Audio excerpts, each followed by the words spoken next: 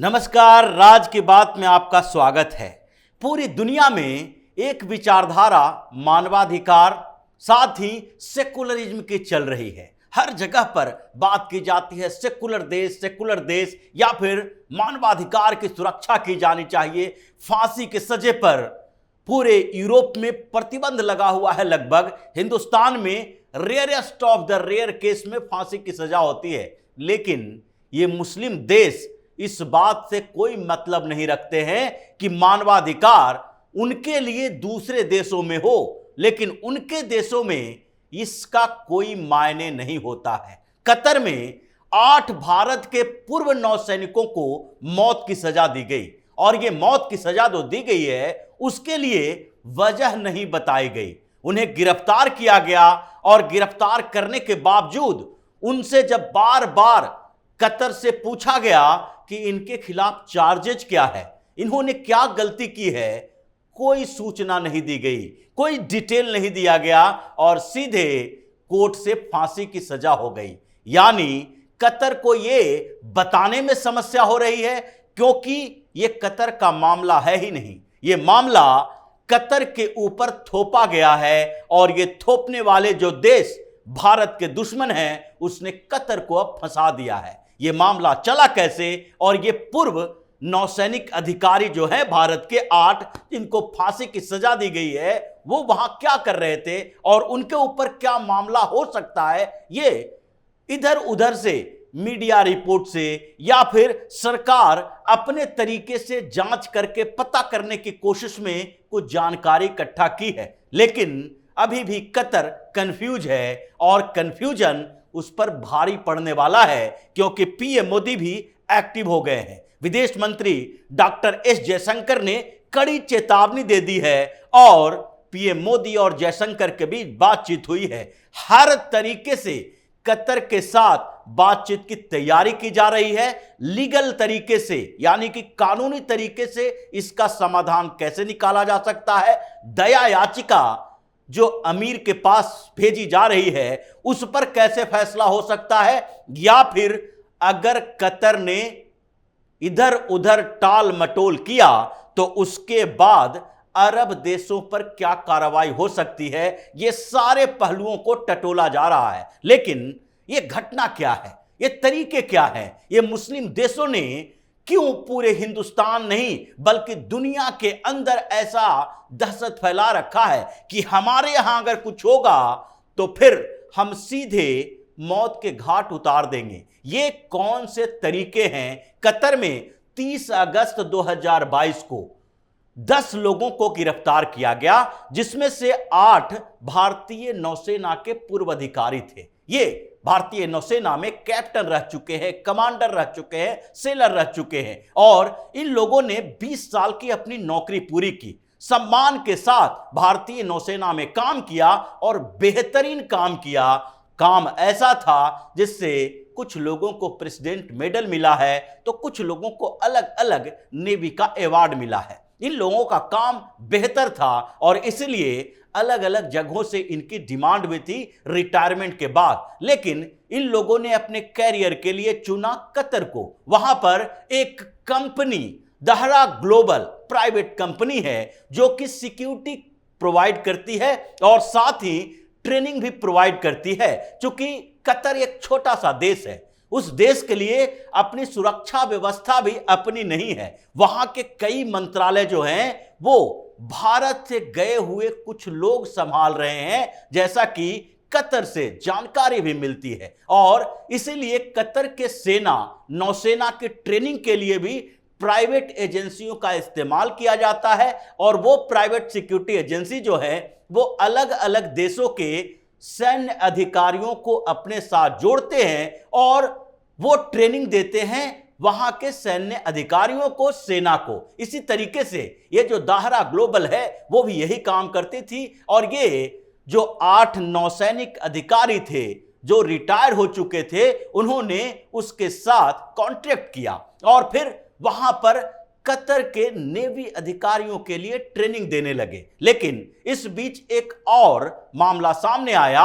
Qatar के जो नौसेना है उसमें कुछ स्टील्थ सबमरीन खरीदना था। उसके लिए इटली का U212 सबमरीन की बात भी चल रही थी और उसमें इन लोगों ने उसकी ट्रेनिंग के लिए भी वहां के अधिकारियों को चुना कि कैसे उस सबमरीन को हैंडल किया जा सकता है। लेकिन जब ये धीरे धीरे संपर्क बढ़ रहा था तो कतर में एंट्री होती है कुछ ISI एजेंट की। ISI एजेंट ये देख रहे थे कि भारतीय नौसेना के पूर्व जवान यहां पर के नौसैनिकों को ट्रेनिंग दे रहे हैं और उनके साथ जो संपर्क होगा आगे हमारी स्ट्रेटजी के लिए ये विरोध में जाता है। इसीलिए इन लोगों ने चाइना के साथ भी संपर्क किया। ISI का अधिकारी, चाइना का खुफिया एजेंसी, इन लोगों ने मिलजुल कर एक पूरा जाल बिछाया, ट्रैप बनाया और उसमें इन लोगों को गिरफ्तार करके मौत की सजा दिलवाने तक की पूरी कॉन्स्पिरेसी रची। और उसमें यह कहा गया कि ये अधिकारी जो भारतीय नौसेना के पूर्व अधिकारी हैं, यहां पर जिस कंपनी के साथ काम कर रहे हैं वो कंपनी यूरोप के साथ टच में है और कई देशों के साथ इसका संपर्क है। ये जो सबमरीन की डील कर रहा है उसमें भी कहीं न कहीं धोखाधड़ी है और दाहरा ग्लोबल के ऊपर कार्रवाई करने की बात कही गई। इन एजेंटों ने जिस तरीके से पाकिस्तान और चीन के एजेंटों ने कतर को अपने जाल में फंसाया और कोशिश की कि किसी तरीके से भारत के खिलाफ एक ऐसा जाल बिछाया जाए जिससे कि भारत बदनाम हो, क्योंकि पाकिस्तान सीधे तौर पर या चीन सीधे तौर पर भारत से भी मुकाबला नहीं कर रहा तो कहीं न कहीं दूसरा तरीका भी अपनाना पड़ेगा। और कतर एक ऐसी जगह है जहां भारतीय मूल के काफी लोग रहते हैं और वहां पर अलग अलग कंपनियों में काम करने के साथ साथ सुरक्षा एजेंसियों के साथ भी जुड़े हुए हैं। इसलिए वहां पर छापेमारी हुई, 10 लोगों को गिरफ्तार किया गया। 10 लोगों में से 8 भारतीय नौसेना के पूर्व अधिकारी थे। उन लोगों को गिरफ्तार करके बिल्कुल सेल में डाल दिया गया, अलग से रख दिया गया। उनसे किसी को मुलाकात करना नहीं था, कुछ बताया ही नहीं गया कि क्यों इनकी गिरफ्तारी हुई है। उसके बाद इन लोगों को चार्जेज आगे लगाना था, लेकिन कुछ समय तक यानी 30 अगस्त को जो गिरफ्तार किया गया उसके बाद इन लोगों के बारे में किसी को जानकारी नहीं दी गई। जैसे तैसे कतर में भारतीय दूतावास को इसकी जानकारी मिली और फिर 2 महीने बाद यानी कि 1 अक्टूबर को भारतीय राजदूत और मिशन के डिप्टी हेड ये दोनों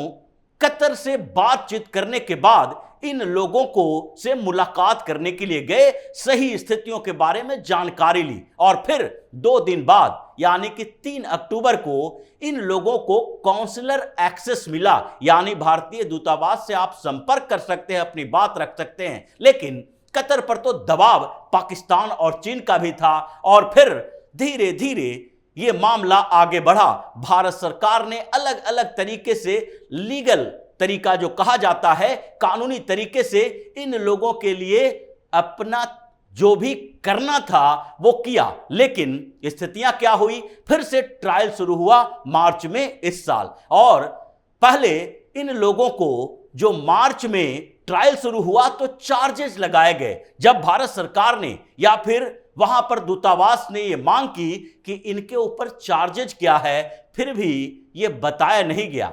इनके ऊपर जासूसी का चार्ज लगाया गया, लेकिन यह खबर भी इधर उधर से हुई क्योंकि बंद कमरे में ट्रायल हो रही थी। कोर्ट का ट्रायल भी सार्वजनिक तरीके से नहीं हो रही थी क्योंकि यह मामला बताया गया कि ये जासूसी कर रहे थे, कतर में रह के मिडिल ईस्ट की गतिविधियों को देख रहे थे। इसलिए इन लोगों का अलग से ट्रायल चला और फिर हुआ क्या, मार्च के बाद धीरे धीरे ये मामला बढ़ता गया और 30 मार्च को वो जो कंपनी दाहरा ग्लोबल है उसने अपने सारे ऑपरेशन दोहा में बंद कर दिए और फिर वो अपना पैकअप करके सारे कर्मचारियों को बर्खास्त कर दिया, जिसमें से भारतीय भी कई कर्मचारी थे जो फिर वापस आ गए। इन लोगों ने तो अपना काम कर लिया, लेकिन उसके बाद अचानक से ऐसा क्या हो गया कि 26 अक्टूबर को इन लोगों को मौत की सजा मिल गई। ये मामला भी बड़ा गंभीर है क्योंकि ये भारतीय नौसेना के पूर्व जवान हैं और इनके ऊपर सुनवाई चल रही थी। बेल तो रिजेक्ट हो गया था, लेकिन अचानक से ऐसे समय में मौत की सजा क्यों दी गई, इसके पीछे भी एक बड़ी वजह बताई जा रही है। क्योंकि इस बीच जो फिलिस्तीन और इजराइल के बीच जंग चल रहा है, इसमें हमास के खिलाफ भारत सरकार की एक दृढ़ नीति है। पीएम मोदी ने बार बार कहा कि आतंकियों को संरक्षण नहीं दिया जा सकता, किसी भी आतंकी संगठन के लिए हमारे लिए एक सॉफ्ट कॉर्नर नहीं है। फिर धीरे धीरे यह विवाद बढ़ा।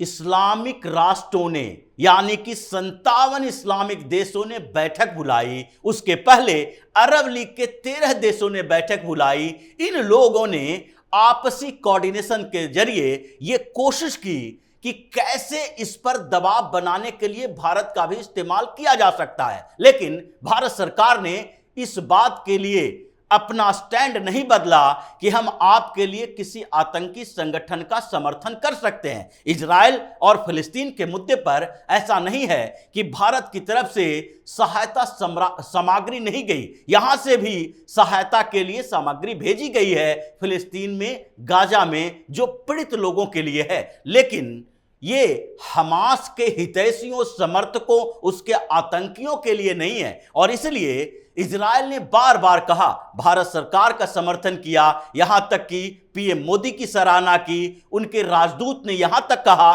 कि भारत सरकार को अब हमास को टेररिस्ट ऑर्गेनाइजेशन घोषित करना चाहिए। यह 2 दिन पहले की बात है जब इजराइल ने यह मांग की थी, इजराइल के राजदूत ने कहा था। लेकिन इस बीच मुस्लिम देशों में अलग राजनीति चल रही थी कि भारत जो इस बार पहली बार ऐसा है जो फिलिस्तीन के खिलाफ, हमास के खिलाफ अपना कड़ा रुख अख्तियार किया है और ये इजराइल के साथ खड़ा दिख रहा है। और इसी बीच अमेरिका के राष्ट्रपति जो बिडेन ने भी एक बात कही कि ये हमास ने जो इजराइल पर हमला किया था, ये कोई सामान्य घटना नहीं थी, ये एक बड़ी प्लानिंग थी। क्योंकि G20 के बैठक में भारत में हम लोगों ने एक नेटवर्क की बात की थी, एक कॉरिडोर की बात की थी, इकोनॉमिक कॉरिडोर जो भारत से होता हुआ, अरब से होता हुआ यूरोप तक जुड़े, यानी कि रोड और रेल का प्रोजेक्ट है ये, जिसमें चाइना को एक्सक्लूड कर दिया जाएगा। चाइना जो अपना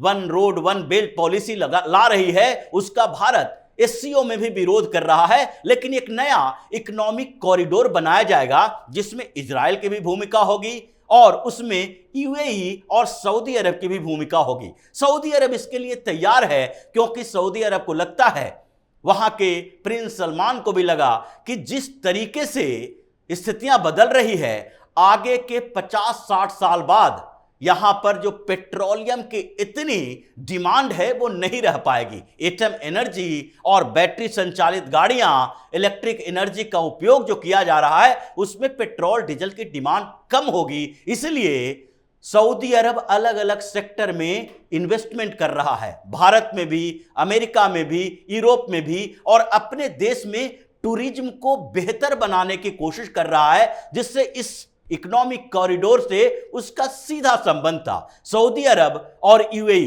दोनों इजराइल के साथ संबंध बेहतर करने की भी कोशिश कर रहा था, लेकिन भारत की भी इसमें बेहतर भूमिका, महत्वपूर्ण भूमिका थी। और जब ये सारे देश जुड़ रहे थे, पाकिस्तान और चीन को भी परेशानी हो रही थी और हमास के आतंकियों का इस्तेमाल किया गया, क्योंकि हमास के आतंकियों का इस्तेमाल करके इजराइल को भड़काया जाएगा, इजराइल हमला करेगा। ये पूरे के पूरे क्रोनोलॉजी जो है, इजराइल अगर हमला करेगा आक्रामकता दिखाएगा, क्योंकि वो लेबनान और जॉर्डन को भी नहीं छोड़ सकता। वहां से हिजबुल्ला अगर इस पर हमला करेगा तो वो उन देशों पर भी हमला करेगा। इजराइल की आक्रामकता पहले भी जाहिर हो चुकी है, इसलिए ये जंग लंबा चलने वाला है और इससे मुस्लिम देशों को इकट्ठा करके भारत के खिलाफ या फिर अमेरिका के खिलाफ साथ जोड़ने में इन लोगों को सहूलियत होगी और इसीलिए